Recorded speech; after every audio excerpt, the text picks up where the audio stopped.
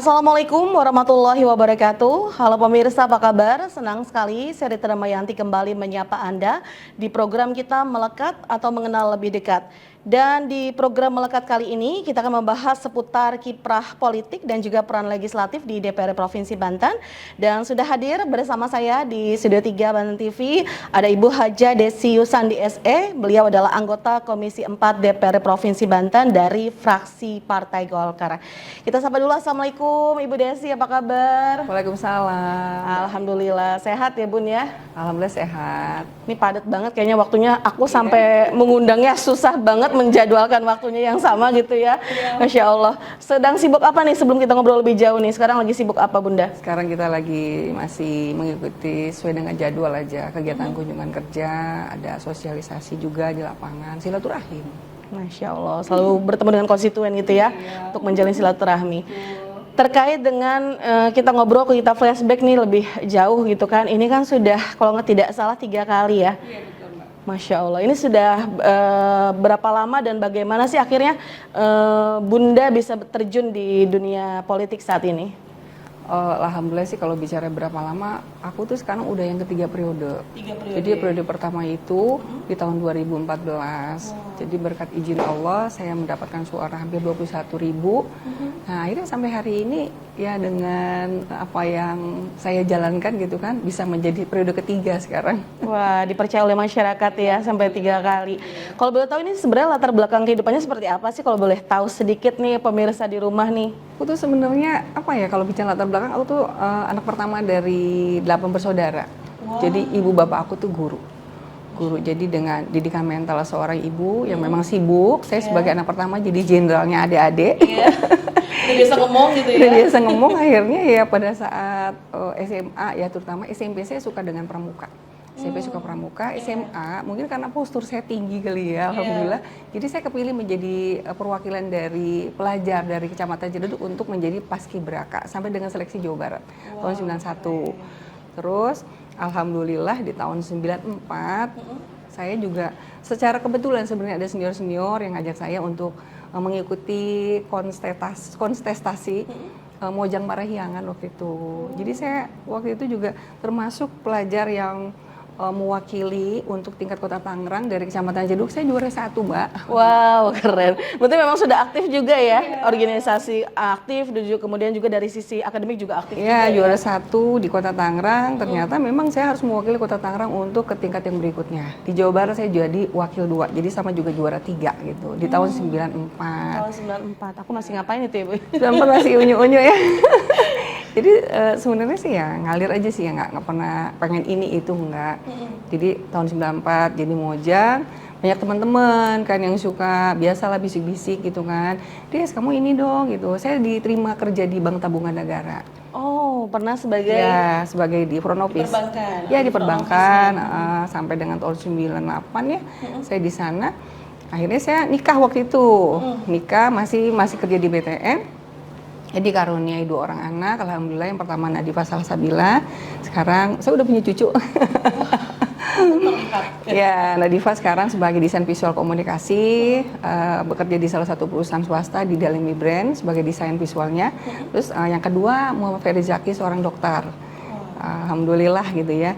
Nah ternyata memang Allah berkehendak lain. Kata suami ngurus anak aja. Nggak apa-apa, saya ikutin, saya ngurus anak. Akhirnya tahun 2001 saya mulai bergabung dengan suami, ikut di usahanya gitu Mbak.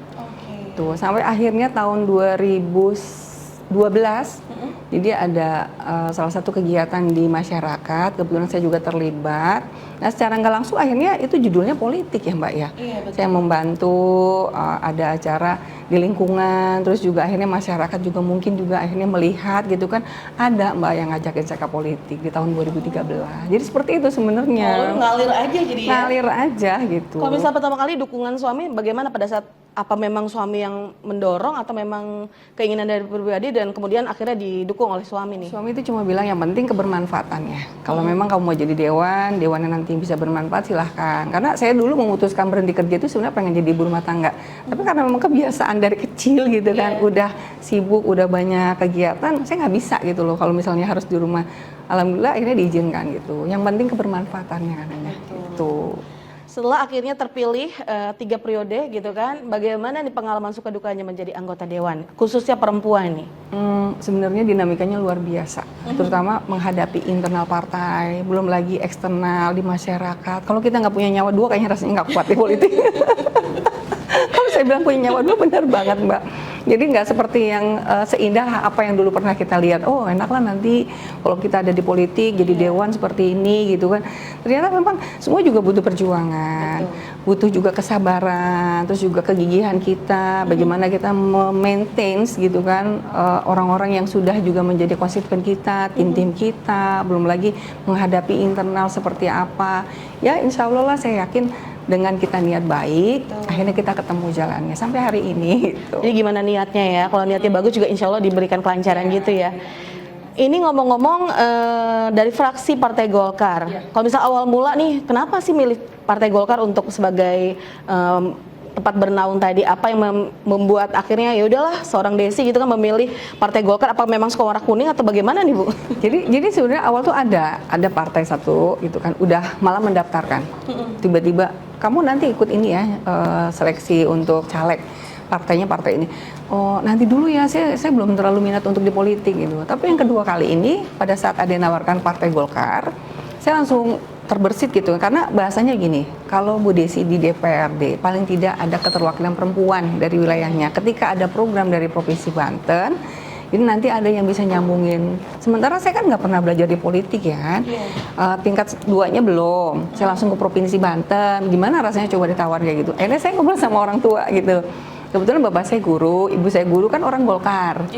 Jadi bapak saya bilang, Pak ini gimana ya, ada yang ngajakin aku ke politik gitu kan. Kalau kamu kan orang swasta, kata bapak saya boleh aja, yang penting niatnya nanti untuk apa jadi dewan. Kalau memang niatnya untuk kebaikan masyarakat, bapak juga orang Golkar. Jadi dukungannya karena keluarga saya juga mayoritas semuanya pegawai negeri, banyak kan. Gitu. Memang sudah ada dukungan penuh juga dari orang tua pada saat itu ya Bu ya. Oke. Kemudian kalau misalnya untuk Ibu kan saat ini di Komisi 4 DPR Provinsi Banten. Kalau misal dari awal memang sudah di Komisi 4 atau pernah di komisi lain? Saya pertama di Komisi 3. Oh, di Komisi 3. Pegawai Keuangan, terus di Komisi 5 kaitan dengan pendidikan. Terus saya di Komisi 2. Komisi 2 kemarin saya juga hampir 1 periode, itu kan juga kaitan dengan pertanian, UMKM, terus juga ada lingkungan hidup. Nah sekarang ini Komisi 4, mungkin gilir kali Mbak muter. Komisi 4 ini membidangi apa aja sih Bu? Atau misalnya juga OPD-nya apa yang menjadi mitra kerjanya juga?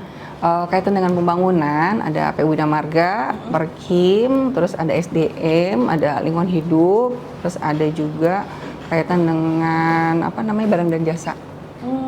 Itu ada Bapeda juga. Itu kayaknya lebih ke laki-laki teknis. ya. Iya benar. Jadi kayak benar kalau di awal dibilang kalau bisa harus punya nyawa dua, karena memang bersinggungannya dengan yang teknis-teknis seperti itu ya. Mungkin nggak semuanya perempuan di Dewan ini ngerasain ada di Komisi 4. Buat saya ini adalah suatu tantangan ya kan. Betul. Yang penting di mana aja tuh gimana kitanya sih sebenarnya ya kan. Mau di Komisi 2, Komisi 5, Komisi 3, Komisi 4, sekarang buat saya sama aja, bagaimana kita menata diri kita. Kita berhadapan dengan siapa aja, kalau kita niatnya baik, insya Allah temannya juga alhamdulillah makin banyak dan makin banyak yang nyayang. Ternyata nggak semenakutkan itu gitu ya. Karena kan banyak paradigma masyarakat menganggap politik tuh ngeri gitu kan, serem lah kok bagi seorang perempuan, kayaknya nggak yang buat tempat yang nyaman deh. Bener nggak sih Bu, apa semenakutkan itu politik bagi seorang perempuan? Sebenarnya sih itu mah kan bahasa orang ya. Setelah kita menjalani dan ada di dalam lingkungan ya, buat saya itu kayaknya sama aja gitu kan. Kita mau jadi apa aja ya tergantung kitanya gitu kan. Kalau kitanya memang tadi ya kan bisa membawa diri kita, menata diri kita bagaimana terhadap lingkungan kita, insya Allah nggak akan ada kendala apa-apa tuh Mbak. Aman-aman aja, is okay kok. Dan sudah dibuktikan oleh seorang Desi Yusandi ya. Ngomong-ngomong tentang perjalanan di politik, kalau misalnya kita berbicara tentang sosok perempuan yang paling berpengaruh atau memberikan nilai kehidupan dalam diri seorang Desi Yusandi, siapa? Ibu ya? Ibu saya yang selalu memberikan motivasi, semangat. Ya kedua orang tua lah. Sekarang masih ada ibu alhamdulillah, jadi masih suka ada yang bisa ngasih semangat. Terus dia selalu bilang gitu kan, ibu yang tahu gitu kan. Di politik kan kita nggak selamanya juga, kadang menurut orang kita tuh benar gitu kan. Yang paling tahu kan yang melahirkan kita. Ibu selalu bilang, kita hadapin dengan doa. Ibu yang lahiran anaknya. Kalau kita lagi ngalamin yang namanya di politik ada gangguan segala macam, belum lagi mengalami yang namanya pilek segala macam itu kan luar biasa ini. Ibu saya selalu bilang, ibu memang sangat luar biasa. ya jadi kasih ibu itu sampai hari ini sepanjang masa. Suka sedih kalau ngomongin ibu itu. Aku jadi ikutan sedih nih nanti ya. Iya, Tapi untungnya ya masih punya jimat gitu untuk dijaga. iya, gitu ya. doanya seorang ibu. Itu membawakan keberkahan juga. Akhirnya saya juga hari ini juga memberikan support kepada anak-anak saya karena ya sosok ibu itu ya harus segala-galanya gitu. Sampai kita sepanjang masa harus tetap menjadi seorang yang bisa ngebina buat anak-anak kita akhirnya sekarang kan. Saya nggak mau hari ini anak saya nanti mungkin terlantar atau nanti pendidikannya kurang. Itu contohnya dari ibu saya, Mbak. 8 bersaudara. Wow, luar biasa ya. Ya, insya Allah lah kalau kita ini. Kalau ngomongin terkait dengan konstituen, kita tidak terlepas dari konstituen tentunya ya. Orang-orang yang mendukung kita 3 periode loh dari 2014 sampai 2029 nanti. Bagaimana cara menjaga keharmonisan ataupun hubungan baik dengan para konstituen Ibu? Yang pertama kita menjaga silaturahim. Kita juga harus sadar bahwa kita adalah menjadi dewan sebagai pelayan masyarakat. Tugas kita adalah menyampaikan aspirasi masyarakat ke dinas-dinas yang memang menjadi mitra kita. Jadi jangan pernah lelah untuk bisa bertemu dengan masyarakat. Ada undangan, ada kegiatan-kegiatan, itu diusahakan kita juga bisa bertemu. Jadi memang itu bagian dari karakter kita juga kali ya. Seorang perempuan kadang kan sukanya kan bertemu gitu kan. Terus juga ya. Jadi jangan pernah lelah untuk melayani. Jadi kan namanya wakil rakyat itu kan kadang tengah malam telepon kita bunyi. Nah, apa sih yang harus kita ini? Kita sadar, oh ya ini kan saya pelayan. Kadang ada yang sakit mungkin, butuh pertolongan harus masuk rumah sakit. Belum lagi ada urusan pribadi dan sebagainya macamnya. Jadi sadar diri aja lah bahwa kita itu pelayan. Betul. Harus bisa membagi waktu ya. Terkait dengan membagi waktu bagaimana nih? Kan tadi banyak banget nih aktivitasnya ya, menjadi anggota dewan, kemudian juga menjadi seorang ibu, seorang istri, dan juga seorang entrepreneur juga. Bagaimana cara membagi waktunya antara kesibukan tadi, Bu? Ya, jadi memang perempuan itu kalau boleh dibilang jobnya itu double ya. Saya harus sadar gitu, dan memang kita harus ngerti juga bahwa ilmu dalam arti kita sadar bahwa kita itu surganya ada di suami.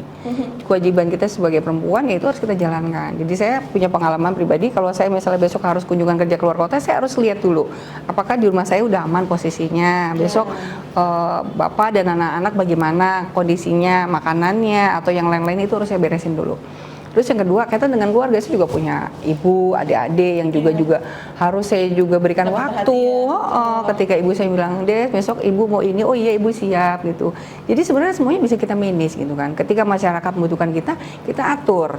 Kita atur bagaimana caranya semuanya bisa berjalan. Insya Allah bisa kok kalau kita niat, Mbak. Karena memang perempuan juga punya kelebihan yang diberikan Allah gitu ya, oleh Tuhannya gitu kan, multi talentnya tadi itu. Jadi sekali lagi pemahaman dari diri kitanya gitu kan. Kita ini sebagai manusia apa sih kan kebermanfaatan terhadap keluarga, terhadap masyarakat dan orang banyak juga itu harus kita inginkan semua. Jadi jangan ibaratnya jadi orang malas gitu ya.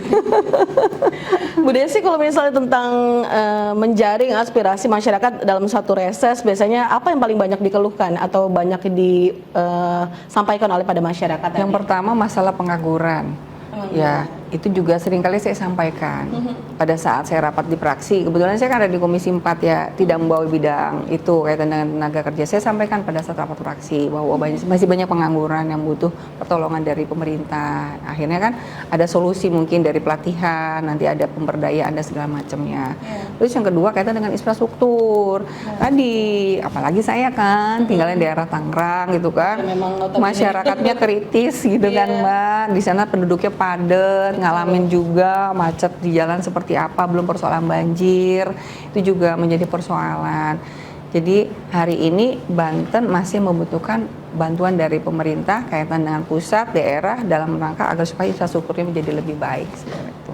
Oke, kalau misalnya terkait dengan masyarakat yang pada saat reses melakukan reses ada konstituen, ada nggak sih mereka pernah komplain gitu kan, Bu ini gimana sih kok aspirasi saya nggak didengar gini-gini, pernah nggak sih ada ngalamin kayak gitu, Bu?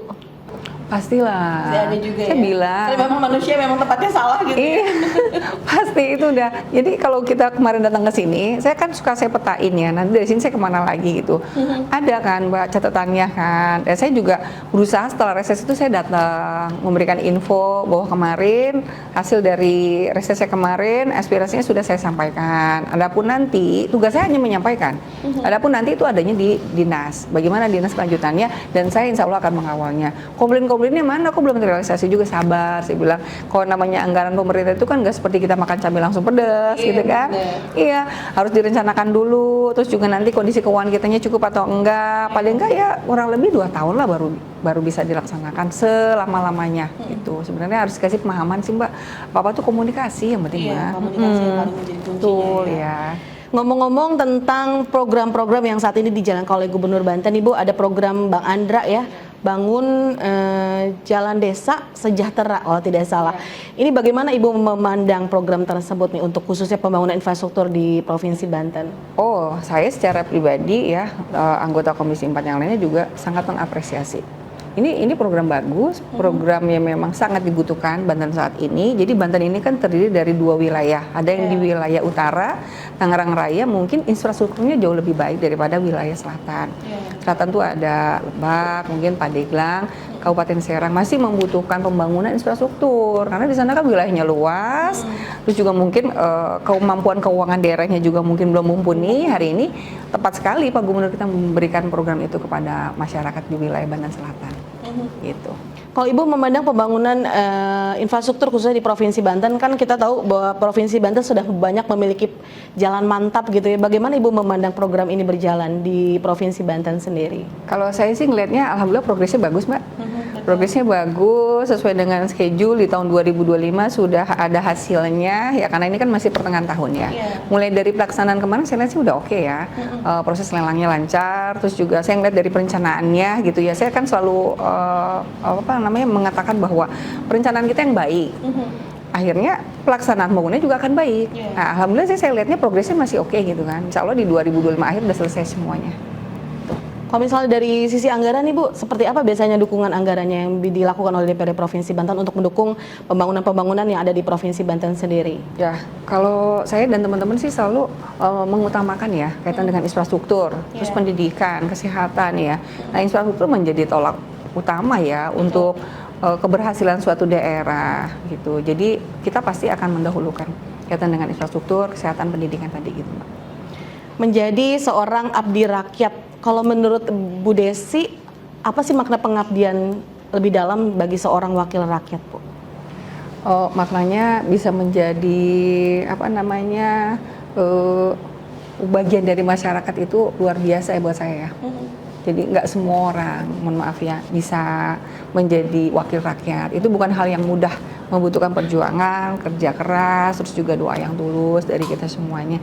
Jadi itu adalah bagian dari hal yang luar biasa lah buat saya, dan saya bersyukur dengan segala apa yang Allah berikan. Ini adalah rezeki karunia dari Allah yang saya syukur. Jadi saya harus terus kerja untuk masyarakat. Oke, terus mengabdi untuk masyarakat ya Bu ya. Kalau misalnya kita tahu fungsi DPR kan ada banyak nih Bu, ada pengawasan, kemudian juga ada budgeting ya Bu, kemudian juga ada legislasi maksud kami. Kalau misal untuk pengawasan ini, bagaimana pengawasan yang Ibu lakukan sebagai anggota DPRD Provinsi Banten Komisi 4 khususnya dalam bidang infrastruktur, mengawasi bagaimana pembangunan di Provinsi Banten ini benar-benar tepat sasaran dan juga sesuai dengan realisasi yang di lapangan tadi? Dewan kan tugasnya memberikan anggaran. Ketika kita memberikan anggaran, saya secara pribadi memang basically saya orang ekonomi ya kan, saya harus tahu dong uang saya kemana, uang yang udah kita berikan tepat sasaran atau enggak. Yang pertama saya selalu pada saat rakor tuh mengatakan bahwa kita harus bikin perencanaan yang baik. Perencanaan itu saya nggak mau yang namanya tulis tonggong tuh ya Mbak ya, ya kan, atau konsultannya harus cari yang profesional. Kita nih Banten loh, banyak kampus-kampus terkenal yang memang juga di situ banyak anak-anak ahli yang bisa kita berdayakan juga sambil menyerap tenaga kerja. Perencanaan kita juga jadi baik karena kan makin kesini kan makin modern.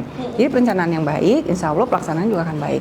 Jadi pada saya turun ke bawah itu bukan hanya saya menghimbau agar supaya pelaksanaannya baik di teori, tapi saya harus turun Mbak. Saya harus melihat, saya minta RAB-nya sama dinas kan, mana coba ruas jalan ini saya mau lihat apakah sesuai dengan schedule. Sekarang udah bulan apa nih, progresnya udah berapa persen. Terus kita lihat lapangannya, kalau bicara spek kan di situ ada misalnya ketentuannya harus yudit gitu kan, yuditnya berapa, lebarnya, kedalamannya berapa. Kalau tiba-tiba terlihat dari kasat mata kita kan kelihatan kerjaan rapi atau enggak tuh dari tingginya yudit lebih tinggi daripada jalan, itu berarti ada kesalahan, berarti kurang dalam. Terus juga koordinasi dengan dinas juga kan, harus supaya terus mengawasi. Begitu juga terhadap pihak ketiga, bila perlu kita tatap mata dengan beliau. Bagaimana caranya? Pertama harus menyiapkan finansial. Kalau nggak punya finansial gimana nanti proyeknya mau selesai tepat waktu ya kan? Iya, benar. Jadi memang dimulai dari perencanaan yang baik tadi ya Bu ya. Kalau Ibu melihat berbagai macam pembangunan yang ada di Provinsi Banten, apakah memang sudah dilakukan dari mulai perencanaan yang baik atau bagaimana nih? Alhamdulillah sih, kalau saya ngeliat hari ini ya PU Bina Marga dan dinas-dinas yang lain, karena kita juga dewan-dewannya cerewet gitu ya, apalagi saya ini perempuan gitu kan, udah ngerasa banget gitu kalau ada yang nggak ini kan kelihatan gitu ya. Kalau saya lihat sih alhamdulillah udah jauh lebih baik, Mbak. Saya udah bahasanya gini, jangan tulis tonggong. Kalau orang Banten gitu yang ngomongnya. Kita lihat coba perencanaannya udah oke. Kalau saya lihat itu udah oke sih, Mbak. Tinggal bagaimana caranya kita menggiring para pelaku ini usahanya ya kan, agar mereka juga punya pemikiran yang sama bahwa kualitasnya harus dijaga sehingga nanti bisa kebermanfaatannya buat masyarakat juga lebih ada gitu. Program yang digulirkan oleh pemerintah, oleh gubernur dan wakil gubernur ini sudah sangat bagus ya Bu. Ada program Bang Andra, kemudian juga tentunya juga didukung dengan perencanaan yang baik gitu kan, dan juga pengawasan yang dilakukan oleh DPD Provinsi Banten. Bagaimana sejauh ini Ibu memandang peran serta masyarakat dalam mendukung berbagai macam program pembangunan yang dilakukan oleh pemerintah, Bu? Apakah sudah sejalan atau belum? Ya, macam-macam, Mbak. Jadi ada karakter orang kan beda-beda ya. Betul. Mungkin di wilayah yang memang latar belakang pendidikannya jauh lebih paham, mereka akan juga bisa turut serta ikut mengawasi sesuai dengan kemampuannya, kan gak semuanya juga orang teknis ya kan, ada juga yang cuek gitu kan ya, yang acuh gitu kan. Ya akhirnya dari kita sendiri juga menghimbau dari mulai para tokoh masyarakatnya, kita ajak diskusi bicara bahwa di sini juga perlu keterlibatan masyarakat agar supaya ya pelaksanaannya juga bisa berjalan lancar, dalam arti jangan menghambat. Kan ada tuh mobilisasi alat dipersulit, ada yang namanya pungli sehingga akhirnya nanti menghambat progres gitu kan. Nah itu juga harus kita utarakan tuh sebenarnya. Salah satu penyebab infrastruktur, kadang-kadang infrastruktur jalan ini cepat rusak adalah dari banyaknya kendaraan-kendaraan odol ya Bu ya, overdonasi dan juga overload gitu kan. Ini bagaimana menurut Ibu seharusnya peran masyarakat untuk bisa mengawasi bagaimana kendaraan tadi untuk tidak menjadi salah satu pemicu dari rusaknya jalan yang sudah dilakukan atau dibangun oleh pemerintah tadi, Bu? Ya, sebenarnya sih berawal dari ini tugasnya Dinas Perhubungan ya. Karena kan yang bisa nyetop mobil boleh lewat atau enggak kan di sub ya. Betul. Masyarakat kan cuma menjanggang ya, pasti mereka juga ada waktu-waktu tertentu mereka lewat juga gitu. Jadi bikin aturan yang baik lah. Jadi nanti mungkin sebelum lewat kan kita ada juga tuh timbangan-timbangan kendaraan tuh di UPT, mungkin itu juga salah satunya yang harus dilakukan oleh dinas. Terus yang kedua juga masyarakat juga harus dikasih pemahaman, barangkali mereka punya usaha yang pakai kontainer gitu kan ya, harus melewati jalur mana gitu kan, tentunya itu juga harus dilakukan oleh pihak kita gitu Mbak. Sudah hampir mendekati penghujung acara ini Bu, kalau misalnya sekarang berbicara tentang apa sih yang paling ingin Ibu sampaikan kepada masyarakat dalam sisi di Komisi 4 Provinsi Banten saat ini nih Bu? Untuk masyarakat Provinsi Banten, saya berharap kita ini jaga kekompakan.